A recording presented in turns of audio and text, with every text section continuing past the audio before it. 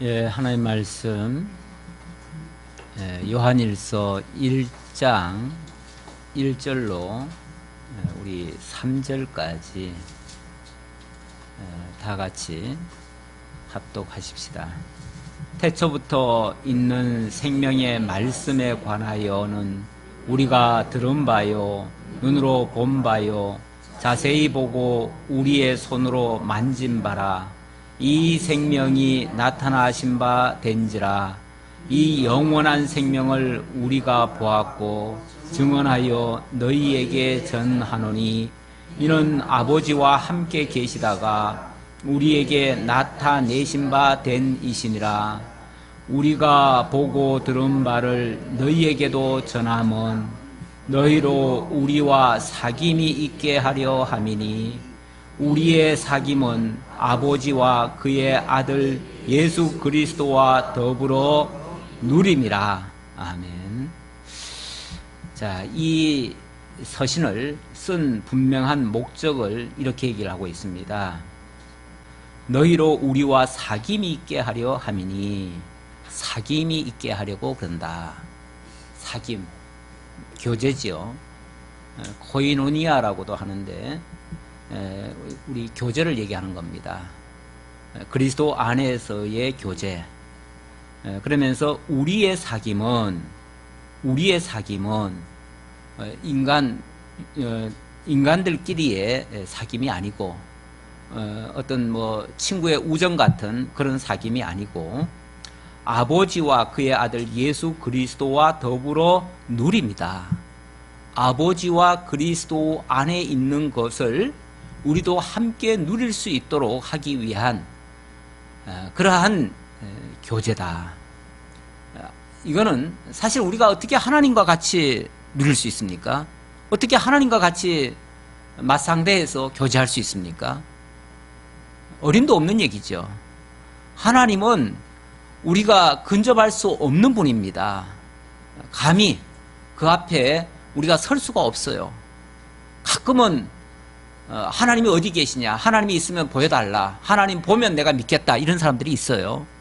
그리고 간절히 기도하다가 정말 하나님 보고 싶어가지고 기도하다가 어느 날 밤에 꿈에 호리호리한 사람이 나타나면 왜 하나님 봤다고 또 그런 사람들도 있어요. 그러면 완전히 이상한 쪽으로 가는 거죠. 그가 시키는 것이 곧 하나님의 명인 줄 알고 그의 말을 따라서 이상한 행동을 하기 시작하죠.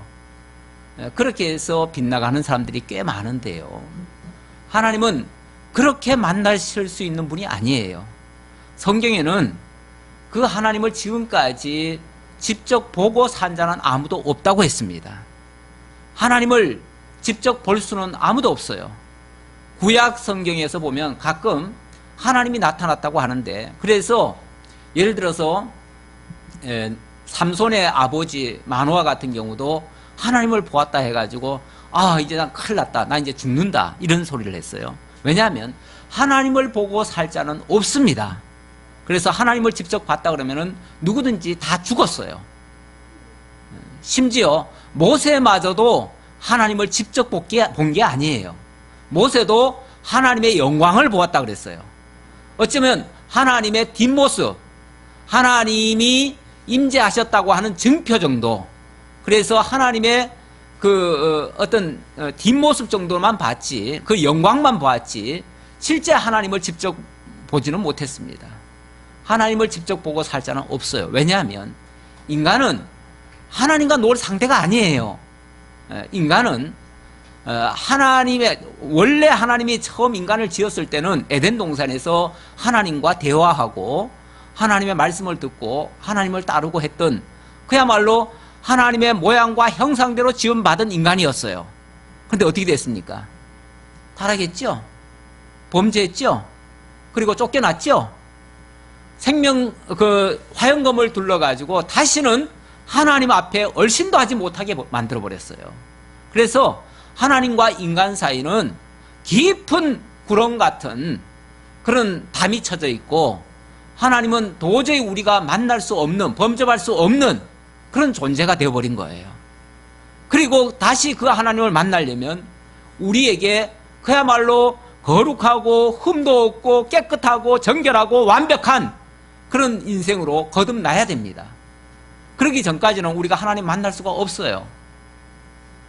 그래서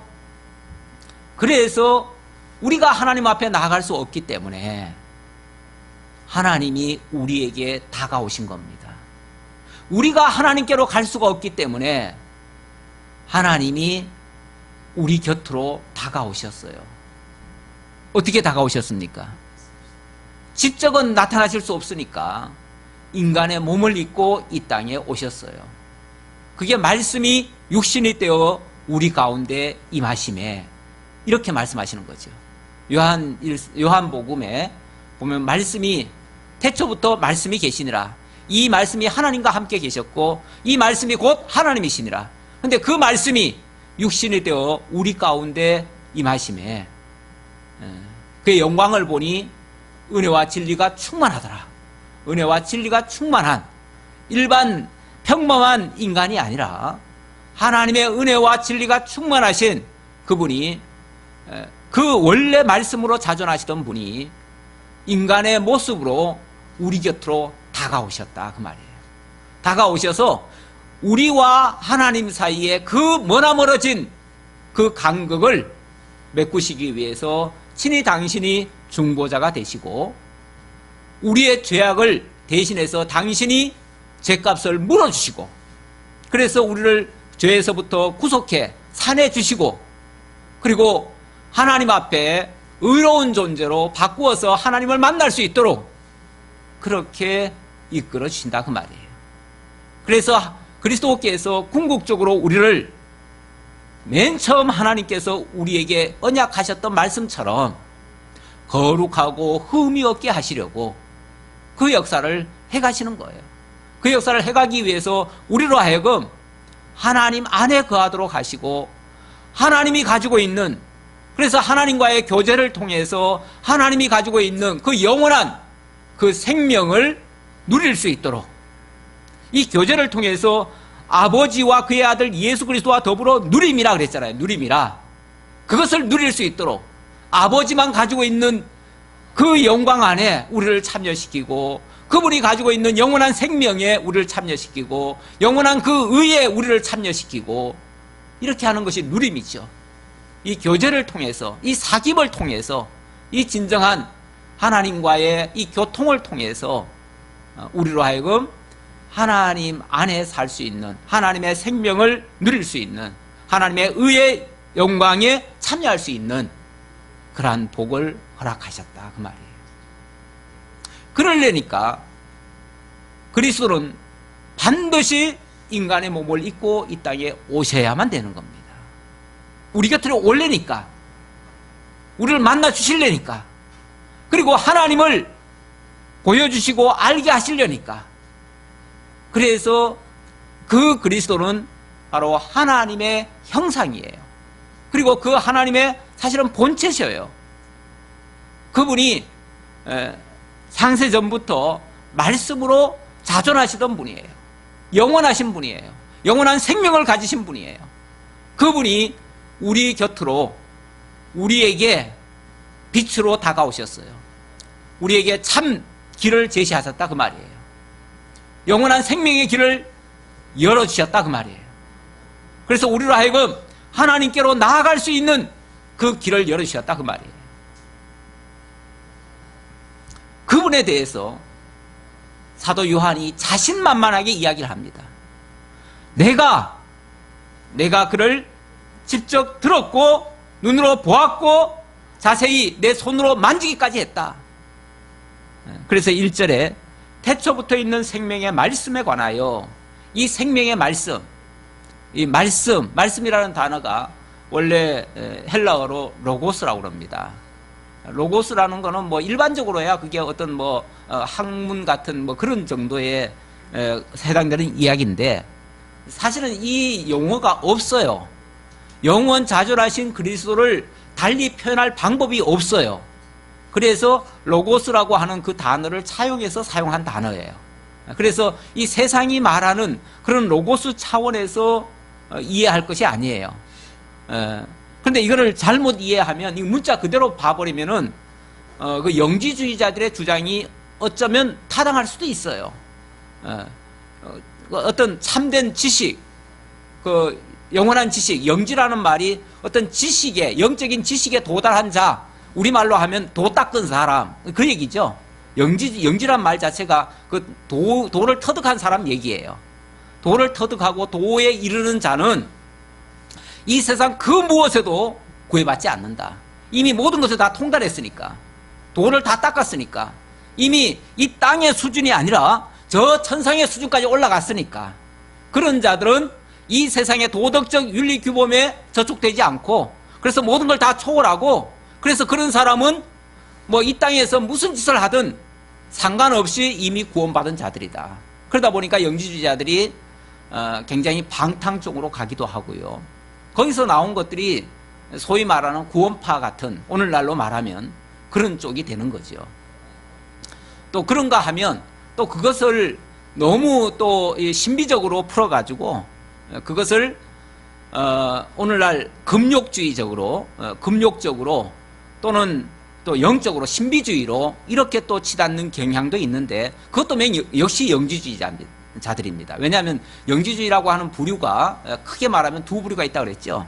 지난주 제가 서론하면서 영지주의의 그 태동 단계를 제가 조금 설명했는데, 영지주의라는 것은 플라톤의 이원론과 아니면 또 페르시아의 이원론에 근거해서 이 만들어진 그런 신흥 종교들이에요. 신흥 종교들인데, 그것이 기독교 안으로 들어와 가지고 기독교 안으로 끌어들인 사람이, 마술사 시몬은 신비적으로 갔어요. 원래 마술사다 보니까 자기도 신비적인 걸 많이 하고요. 그래서 마술사 시몬은 그 신비적으로 가가지고 이 육체는 더럽고, 그렇기 때문에 우리가 이 더러운 육체를 취하면 안 된다. 그래서 결혼을 금하고 고기를 금하고 이 금욕주의로 나갔죠. 그리고 신비적인 것만 맨날 추구해야 된다 그래가지고 꿈과 환상과 어떤 계시나 보고 맨날 엉뚱한 소리 하는 거죠. 그런 한 부류가 있고요. 그건 시몬파예요. 시몬파고, 또 하나의 부류는 이거는 이제 그 물질적인 이원론, 그거는 니골라라는 사람이 원래 초대교회 7 지사 중에 한 사람이었는데, 희한하게 예수님의 12제자 중에서도 한 명이 배신자가 나왔고요. 또 7 집사 중에서도 한 명이 배신자가 나왔어요. 그래서 그 한 명이 탈선을 한 거예요. 탈선을 해가지고 기독교 색채는 띄고 있으면서 오히려 극단적으로 나아가게 된 거죠. 그래서 우리가 예수 믿고 나서 영적으로 구원받았으면 육은 아무렇게나 해도 상관없다 해가지고 방탕주의로 나가기 시작했어요. 그렇게 해서 아주 뭐 초대교회에 보면은 아주 막 음란한 일들이나 또는 막 그 부정한 일들이 많이 기독교인들이 연루가 됐어요. 연루가 돼가지고, 그래서 고린도 전서 초반에 보면은 그런 거에 대한 비난이 굉장히 많아요. 사도 바울이 그런 걸 굉장히 지적을 하고 있어요. 그래서 고린도전서 예를 들어서 그게 12장까지인가요? 몇 장까지인가요? 그게 한 절반은 영지주의자들 가운데서 이 방탕자들, 구원파들, 소위 말해서 구원파들, 그들을 책망하는 그런 말씀이라고 본다면, 그 후반부는 신비적인 자들에 대한 또 책망이에요. 그래가지고 그런 배경을 깔고 초대교회에 이런 부류들이 활개를 치고 있었기 때문에 그들에 대한 책망으로서 고린도 전서도 기록했고, 오늘 요한 사도도 그런 걸 배경으로 깔고 이 말씀을 전하고 있다. 그래서 어떻게 거룩하신 그리스도라면 그 거룩하신 그리스도가 이 더러운 육체를 입을 수 있겠느냐. 그래서 더러운 육체를 입을 수 없기 때문에 그리스도가 육신을 입고 이 땅에 오셨다는 것은 믿을 수 없는 얘기다, 있을 수 없는 얘기다. 그래서 그걸 부정하니까 사도 요한이 아니다, 분명히 그분은 육신을 입고 이 땅에 오셨다. 왜 오셨느냐 하면은 그가 우리와 사귐을 갖게 하려고 그랬다. 하나님과의 사귐을 갖게 하기 위해서, 그리고 그 하나님께만 있는 그 영원한 생명을 우리와 누리게 하기 위해서, 그래서 우리에게 직접 다가오신 것이다. 왜 그런 일이 필요한가? 그것이 하나님의 영원한 언약이었다 그 말이죠. 언약이었다. 그 언약을 이루기 위해서 그리스도는 반드시 이 땅에 오셔야 되고, 오실 때는 육신을 입으셔야 되고, 육신을 입으시는 이유는 바로 우리를 대속하기 위한 희생의 제물이 되기 위해서고, 그 제물이 되어주심으로 말미암아 하나님이 우리를 향하신 그 하나님의 계명, 그것이 완성되었다. 그 사랑의 계명, 그것이 완성되었다. 그러면서 하나님은 사랑이시다 라는 말로 이제 결론 삼아서 이야기를 하죠. 하나님은 사랑이다. 그래서 그 사랑이신 하나님께서 그리스도를 보내서 당신의 사랑을 이렇게 보여주셨다. 그러면서 당신이 언약하신 그 사랑의 계명으로 우리를 구원하시고 우리를 하나님이 약속하셨던 그 나라에 그 의를 입어서 들어가서 그가 가지고 있던 그 영원한 생명을 함께 누릴 수 있게 하신 것이다. 이러한 말씀을 하시는 거예요. 요한 1서에 어찌 보면 전체적인 이야기를 하고 있어요. 하고 있는데 이게 중심 메시지고요. 이러한 구도로 이 요한 1서를 이제부터 설명하려고 하는 것이고, 그 과정에 이런 이야기를 강조하는 이유 중에는 그 당시에 적그리스도라 일컬을 수 있는 그 영지주의자들이 등장을 해서 자꾸만 이 교리를 흐트러뜨려 놨어요. 그래서 그리스도의 인성을 부정하고, 더 나아가서는 그리스도의 신성까지 부정하는 경우도 있고, 그리스도의 인성을 부정한다는 것은 결국 그리스도의 신성까지 부정하는 거예요. 그 자체를 다 부정하는 거예요. 로고스 자체를 부정하는 거예요. 결국 우리의 믿음의 대상까지를 거부하는 행위가 되는 거예요. 그래서 그리스도를 대적하는 안티크리스도가 되는 거예요. 안티크리스도. 안티라는 말이 이거 대적이라는 얘기예요. 결국 그리스도를 대적하고 거역하게 만드는 그런 행위자들, 그들이 바로 적그리스도들인데, 그 적그리스도들이 이런 식으로 자꾸 공격해 들어온다. 교회를 이렇게 해서 초대교회, 아직 좀 혼란한 틈을 타서 초대교회에 들어와서 선량한 성도들을 자꾸만 미혹한다. 그러니 이런 거에 속지 말아라. 그리고 그들이 하는 행동들을 봐라. 그들이 어떤 짓을 통해서 자기들이 엉터리라는 것을 밝혀주고 있지 않느냐라고 하면서 그들의 잘못된 그 내용들을 소개를 하지요. 자, 그러면서 그래서 태초부터 있는 생명의 말씀, 이 말은 영원 자존하신 생명의 근원이시고 또 로고스로 계신 그분이 바로 그리스도란 얘기예요. 그 그리스도. 그러니까 간혹 이 말씀이라는 단어를 어떤 사람들은 이상하게 해석을 또 하더라고요. 어떻게 해석을 하냐면, 뭐 이렇게 객관적인 말씀이 있고, 또 어떻게 보면은 또 특별한 사람들에게만 들려지는 또 말씀이 또 있대요. 그래가지고 그걸 뭐 또 레마라 그래가지고, 그래서 심지어는 레마 성교에도 나오고 레마라고 주장하시는 분들이 꽤 많아요. 그거는 어떤 특정인에게만 들려지는 말이래요. 그러니까 다시 말하면 일반인들은 못 듣는 말, 우리들은 다 못 듣죠? 우리가 하나님의 음성을 잘 들립니까? 우리 잘 못 듣죠? 우리는 뭘로 듣죠? 이 성경을 통해서 성경이 우리에게 말씀하고 있죠. 성경, 이 분명하고 확실한 더 이상의 다른 증거가 필요 없는 이 증거로 우리에게 말씀하고 계시는데, 그렇게 얘기하지 않고 어떤 사람의 특정한 귀에 들려지는 말이 있대요. 그걸 레마라고 그런다고 얘기하는데, 그런 식의 어떤 주관적인 경험 같은 그런 말을 지칭하는 말씀이 아니고요. 또 우리가, 그러니까 우리끼리 인간들끼리 주고받을 수 있는 그런 언어 개념의 말이 아니다 그 말이죠. 이 말씀이란, 이 말씀은 영원 자존하신 그리스도를 달리 표현할 수가 없어서 로고스라고 하는 그 일반적인 용어를 사용해서 표현한 것이다. 그래서 우리는 이 로고스야말로 영원 자존하신 그리스도를 설명하는 것이고, 바로 그분이 신적인 존재시다. 그분이 이 말씀에 관하여는 거기에 대해서 내가 증언을 하겠다 그 말이죠. 증언을 하겠다. 우리가 들은 바요, 눈으로 본 바요, 자세히 보고 우리 손으로 만진 바라. 이 사도 요한은요, 아주 예수님의 제자 중에서는 막내둥이에요. 막내둥이고 인간적으로도 상당히 사랑을 많이 받았던 사람이에요.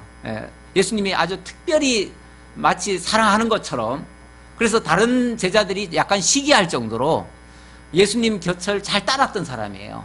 잘 따라가지고 때로는 예수님 곁에서 드러누워서 말씀을 듣고 뭐 자기를 더 사랑하는 것처럼. 그래서 나중에 착각까지 했잖아요. 무슨 착각을 했냐면은 그 요한과 그 형이 누구죠? 요한과 야고보인가요? 안드레인가요? 예. 야고보인가요? 예. 그 좌우간 그 둘을 그 어머니가 예수님이 너무 사랑하니까, 너무 사랑하는 것 같으니까, 예. 하나는 주의 우편에, 하나는 좌편에 세워달라고. 주님이 이제 정권 잡으면. 왜냐하면 그 사람들은 착각을 어떻게 했냐면, 예수님이 이제 주라고 하니까, 아, 이제 우리나라의 임금이 되겠구나, 이런 생각을 한 거예요. 그 주라는 말이 임금 주자거든요. 그러니까, 아, 이제 우리의 임금이 되겠구나. 그래서 육적인 메시아가 될 줄 알았어요.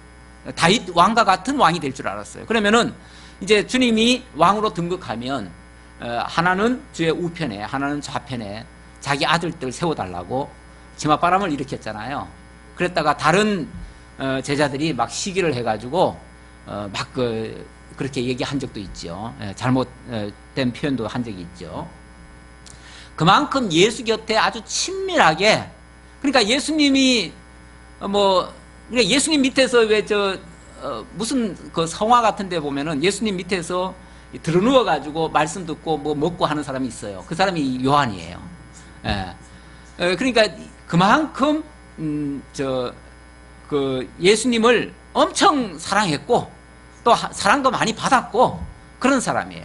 그러다 보니까 자기 눈으로 똑똑히 보았고 또 심지어는 자기 손으로 만지기까지 했는데 그걸 아니라고 하니까 그게 어떻게 아닐 수가 있냐 그 말이죠. 이렇게 직접 보고 듣고 그 음성도 다 들었고 직접 만졌는데 어떻게 아니라고 할 수 있느냐.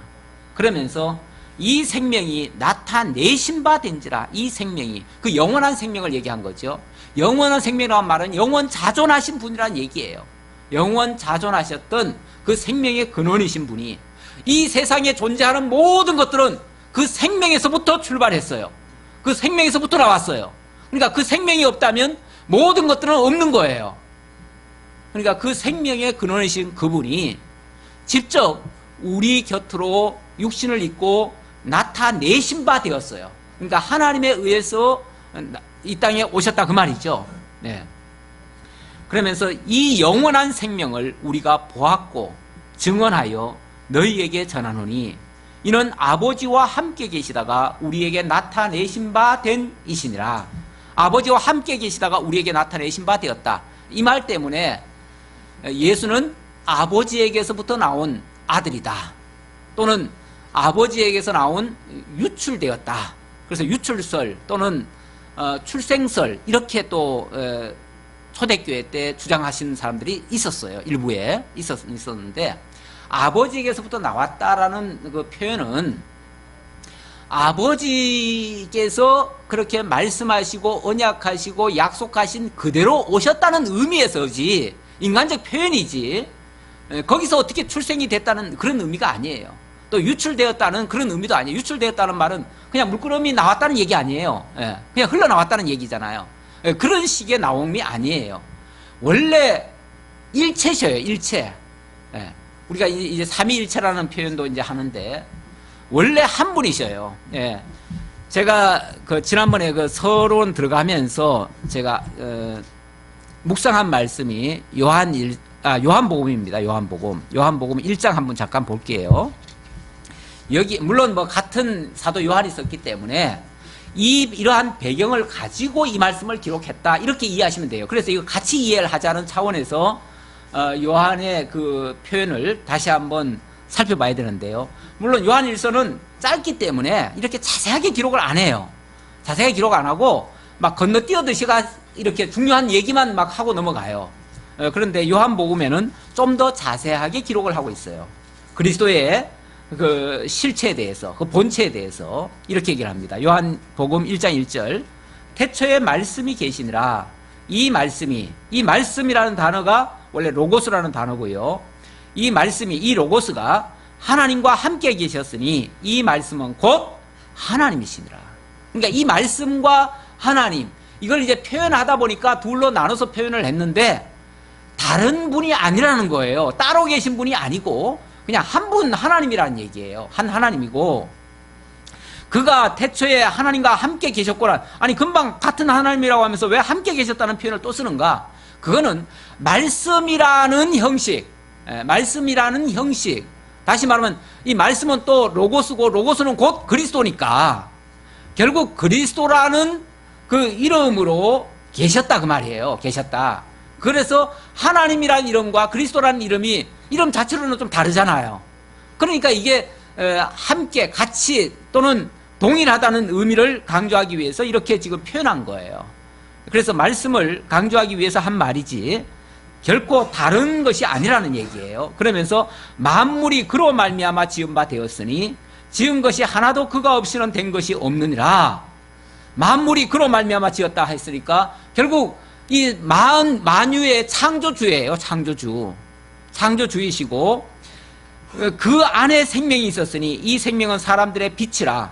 그 안에 생명이 있었다. 그 만유의 모든 근원이 그분에게 있었고 그분으로 말미암아 만유가 지어졌다. 그리고 그분이 우리에게 빛을 비춰주신 것이다. 우리에게도 생명을 주신 것이다. 그 말이죠. 예. 그런데 그 빛이 우리들에게 비춰졌지만 사람들은 잘 알지 못하더라. 그런 얘기를 쭉 하다가 조금 더 내려와가지고 요한복음 1장 14절입니다. 말씀이 육신이 되어, 이거 이제 정리하는 말이에요. 지금 앞에서 쭉 열거했던 말을 이제 총 정리해서 하는 말인데, 말씀이 육신이 되어 우리 가운데 거하심에 그 말씀이, 그 로고스가 육신을 입고 이 땅에 오셨다 그 말이에요. 그래서 우리 가운데 우리와 똑같은 모습으로 우리 곁에 오셨다. 그래서 그분을 자세히 보니, 우리가 그의 영광을 보니 아버지의 독생자의 영광이요 은혜와 진리가 충만하더라. 아버지의 독생자의 영광이란 말은 아버지에게서부터 오신 분이라는 분명한 증표다 그게. 그러면서 그에게 은혜와 진리가 충만하더라. 모든 하나님의 은혜와 진리가 그 안에 가득 차 있더라. 모든 은혜와 진리도 그분을 통해서 이루어진다 그 말이죠. 이렇게 그리스도의 근원에 대해서 이야기를 하고, 물론 이 말씀 말고도 증언하는 곳이 많아요. 뭐 다 열거하려면은 뭐 한도 끝도 없고요. 뭐 크게는 이제 에베소 1장 3절 이하에 창세전 그리스도 안에서 하나님이 언약하신 내용이 쭉 나오죠. 그거는 이제 언약 측면에서 얘기한 거예요. 언약 측면에서 하나님이 모든 이 땅에 모든 역사를 하시는데 그 모든 역사를 그리스도를 통해서 하실 것을 약속하셨다 그 말이에요. 그러니까 당연히 이 땅에 되어지는 모든 일들이 그리스도를 거치지 않고는 이루어짐이 없습니다. 그리스도를 통해서 이루어져요. 그러면 그 그리스도가 하나님과 다른 분이신가? 하나님이 육신을 입고 이 땅에 오신 분이시다 그 말이에요. 그러면서 그것을 언약을 하려니까 언약의 대상이 필요하고요. 언약을 한다는 것은 언약의 대상이 있고요. 그 언약을 이루실 주체가 필요한 거예요. 그 주체가 바로 그리스도다 그 말이에요. 그 그리스도가 본문에서는 로고스라고 표현을 했고, 그 로고스가 육신을 입고 우리 곁에 와서 그 언약을 이루시는 자가 됐다 그 말이에요. 그 언약을 이루시려니까 우리를 거룩하고 흠이 없게 하시는, 그 에베소 1장 거기서 하나님이 그리스도 안에서 우리를 거룩하고 흠이 없게 하시려고 사랑 가운데, 이런 표현을 했죠. 사랑 가운데 거룩하고 흠이 없게 하신다라고 했으니까 그는 사랑이라는 그 방식을 통해서 궁극적으로 우리를 거룩하고 흠이 없는, 그야말로 하나님 앞에 설 수 있는 그런 자격자로 만들어 가신다 그 말이에요. 그렇게 만들어 가시려니까 당연히 그분이 우리 곁으로 오셔서 하시는 일은, 우리에게 하시는 일은 하나님의 사랑을 전하는 일이고요. 하나님의 사랑을 보여주시는 일이고요. 그게 하나님의 그 언약, 율법의 모든 그 계명이 가리키는 그 목적성이 어디 있습니까? 율법이 어디에 있어요? 율법을 한마디로 말하면 뭐라고 그래요? 모든 율법이 하나님을 사랑하고 내 이웃을 내 몸과 같이 사랑하라. 그러면서 하나님 사랑하고 내 이웃을 사랑하는 이것이 모든 율법의 완성이다, 이렇게 얘기를 하죠. 결국 율법이라고 하는 것은 하나님을 사랑하게 하고요, 이웃을 사랑하게 해요. 이웃이란 말은 하나님의 성도들을, 형제를 사랑하게 만들어요. 그래서 그 근원이신, 그 사랑이신 하나님께서 그 사랑의 언약을 주시고 그 사랑의 언약을 완성하시는 내용이 우리를 대속해서 십자가에 못 박아 죽어주시고, 그렇게 해서 결국 사랑의 언약을 이루심으로 말미암아 우리를 거룩하고 흠이 없는 하나님의 의의 자녀로, 의의 백성으로 만들어 가신다, 그 내용이에요. 자, 그래서 사실 참 이 서론적인 이야기 할 게 너무 많은데, 제가 지난주에 한 거를 제가 집에 가서 한번 들어보니까 너무 말을 많이 했더라고요. 제가 들어봐도 내가 같은 말을 너무 많이 했어. 그래서 서론 얘기를 오늘은 좀 안 하려고 이렇게 이제 본문으로 들어갔는데, 서론을 또 안 할 수가 없어요.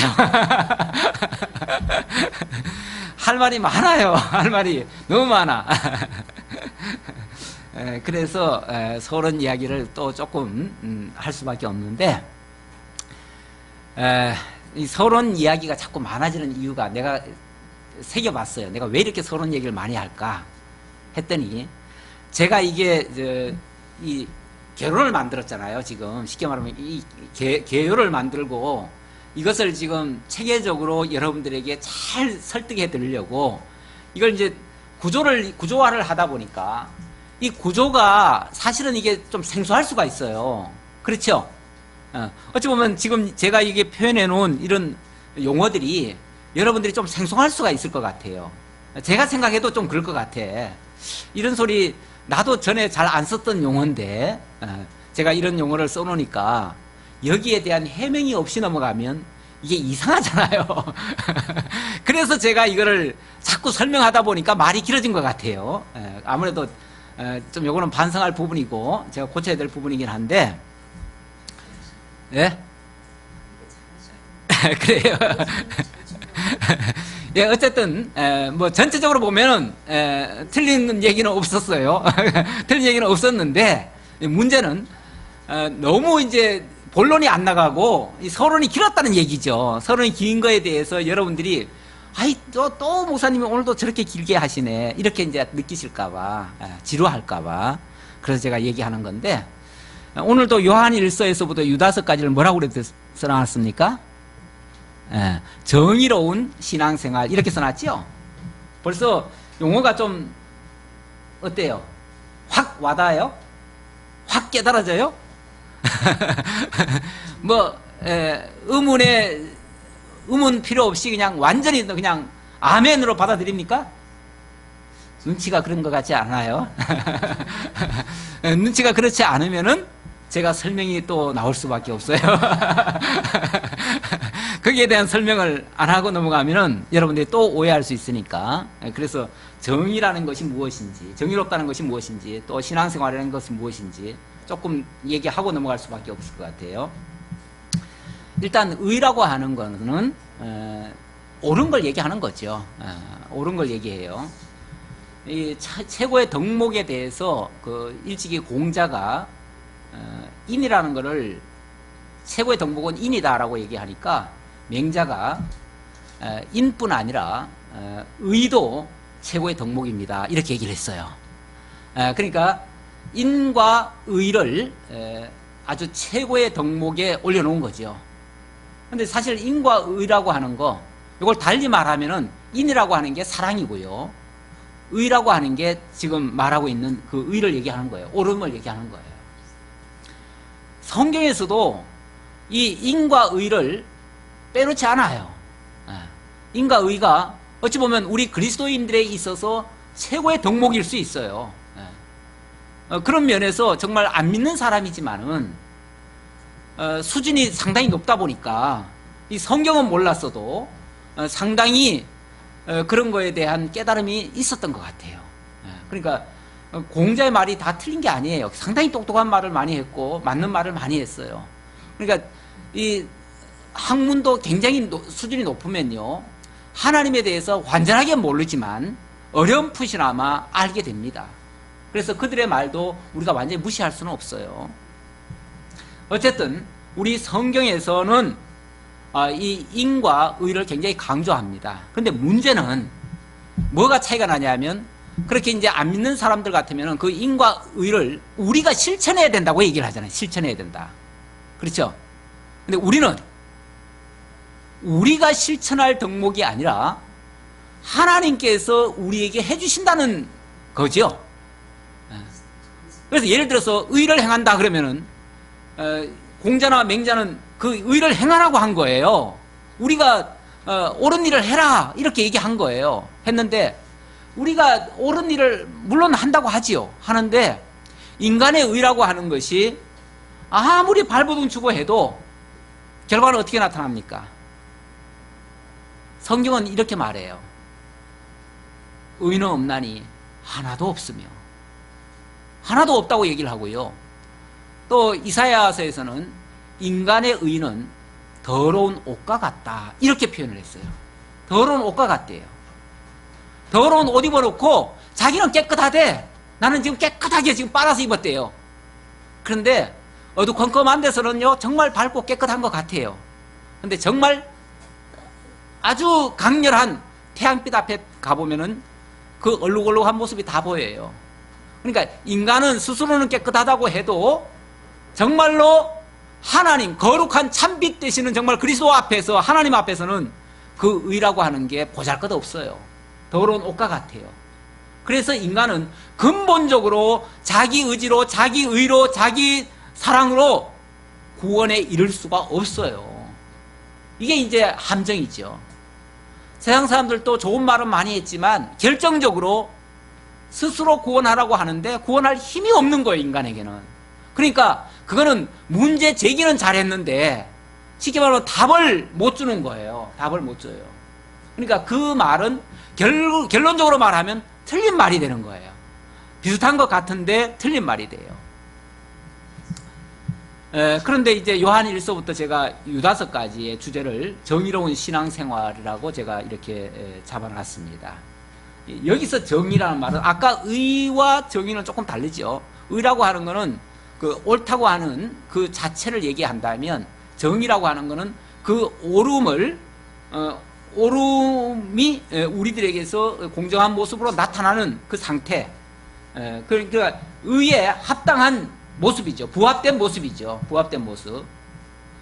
부합된 모습인데 뭐라 그럽니까? 빌립보서에서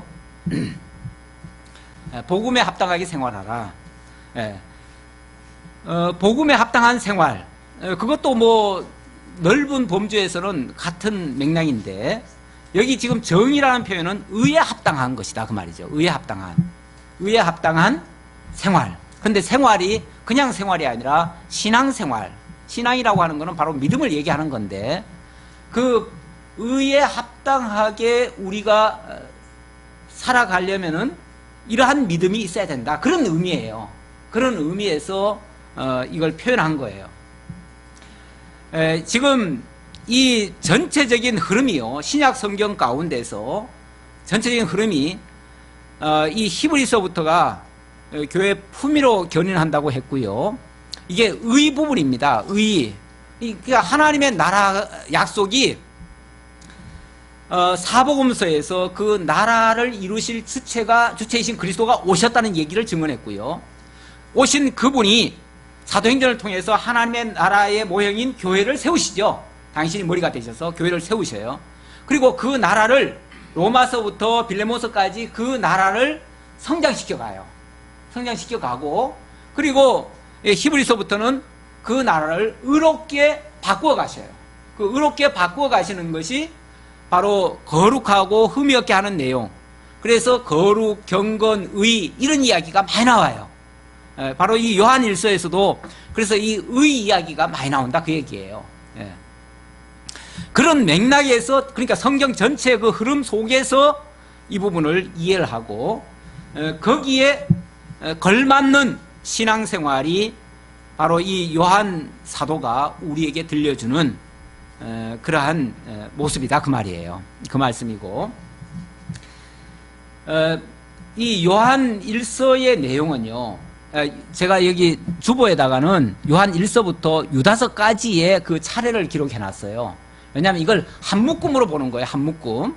요한 1서에서부터 유다서까지를 한 묶음으로 봐요. 한 묶음으로 봐서 요한 1서에서는 참 그리스도에 대한 확증을 해줍니다. 그리고 요한 2서부터 유다서까지는 적그리스도에 대한 경계를 합니다. 이게 약간 차이가 나는데, 요한 1서에서는 아무래도 그리스도가 어떤 분인가에 대해 초점이 더 많이 들려져 있다, 그 말이죠. 그리고 요한 2서부터는 유다서까지 적그리스도에 대한 경계가 더 많아요. 그 분량이 더 많아요. 그래서 그렇게 구분을 해놓은 거예요.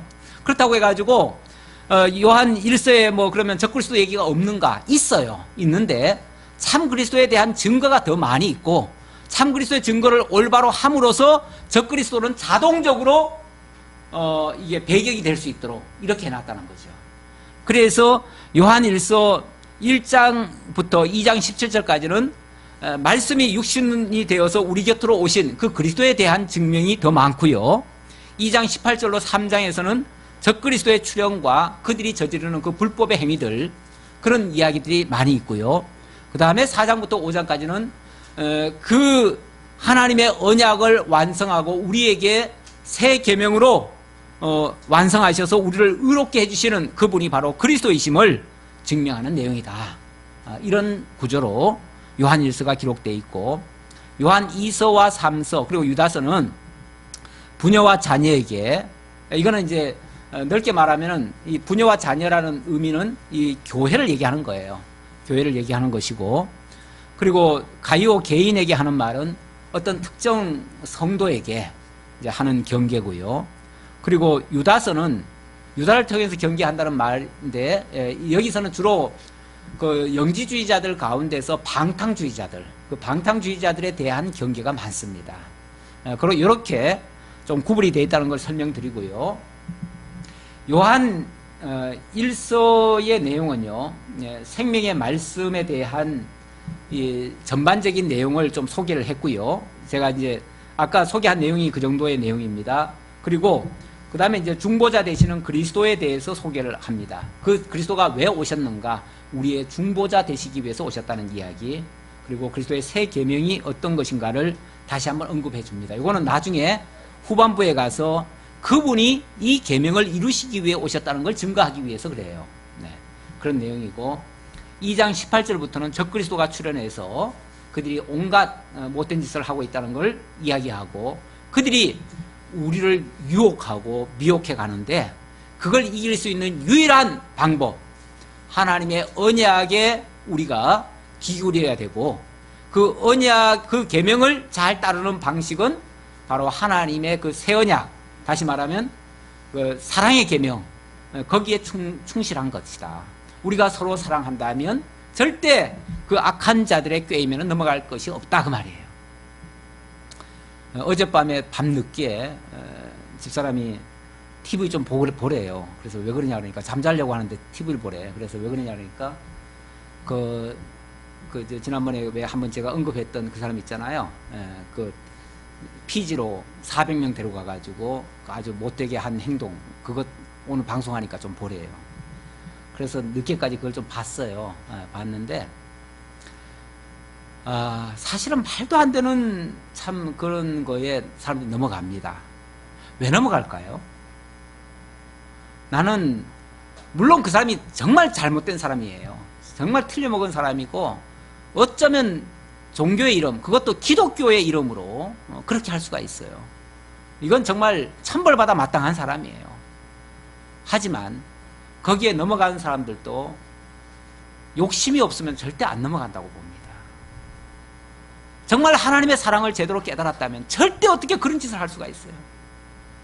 부모 형제 간에 서로 치고 때리고 죽이듯이 하고, 서로 그렇게 아무리 시킨다고 해도, 물론 시키는 자가 따로 있지만은 아무리 시킨다고 해도 어떻게 그렇게 넘어갈 수가 있냐고요. 어처구니가 없어도 그렇게 어처구니가 없을 수가 없어요. 그런데 사람이요, 욕심의 눈이 멀면, 그리고 사랑을 모르면, 진정한 하나님의 사랑을 모르면 그런 것에 넘어갈 수 있어요. 그래서 이단에 넘어가는 것도요, 이단의 교주만 욕할 일은 아닌 것 같아요. 욕심이 없다면 그런 교주에게 넘어갈 이유가 없습니다. 정말 어처구니 없는 그 환상을 불어넣으니까, 욕심을 일깨우니까 그냥 막 물불 안 가리고 마치 불에 불나방이 막 덤벼들듯이, 저녁에 지난번에 우리 세미나 가가지고 밖에다가 불을 켜놨더니 막 불나방들이 막 덤벼들어요. 다 와서 다 타죽지요. 왜냐하면 불을 피워놨으니까 다 타죽어요. 타죽으면서도 막 덤벼들어요. 그래서 앞에서 장렬하게 다 죽어가는데 또 들어와, 계속 들어와. 그게 불나방이죠. 욕심, 그러니까 분별력 없는 것도 죄입니다. 우리가 하나님을 모르는 거 굉장히 큰 죄예요. 진리 모르는 거 엄청난 죄입니다. 하나님을 알지 못하는 거 최고로 큰 죄입니다. 모른다고, 나 몰랐는데요, 그거 변명할 수 없습니다. 핑계 댈 수 없어요. 몰라도 똑같은 죄인이에요. 그래서 우리가 진리에 더 확실하게 깨달아야 된다. 우리가 이것을 쓰면, 한 절만 더 맞아 봅시다. 4절. 우리가 이것을 쓰면 우리의 기쁨이 충만하게 하려 함이라.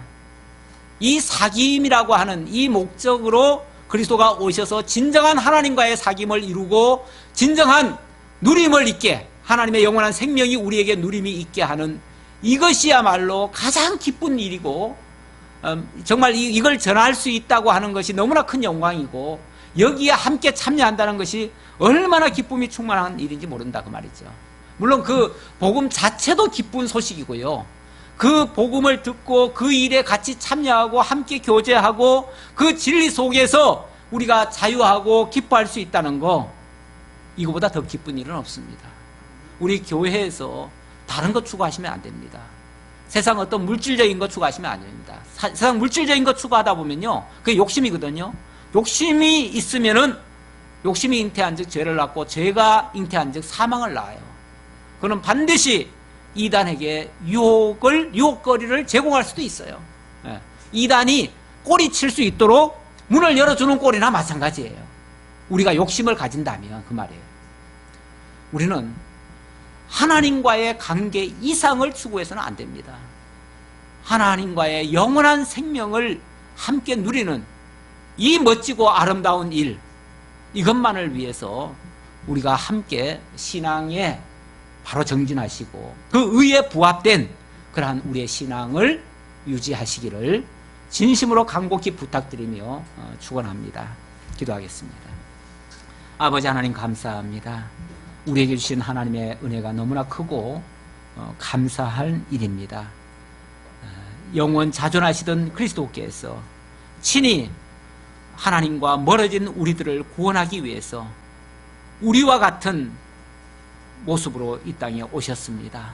그리고 우리를 대속해서 십자가에 죽어주셨습니다. 그리고 사랑의 계명을 완성하시고 의의 언약을 완성해 주셨습니다.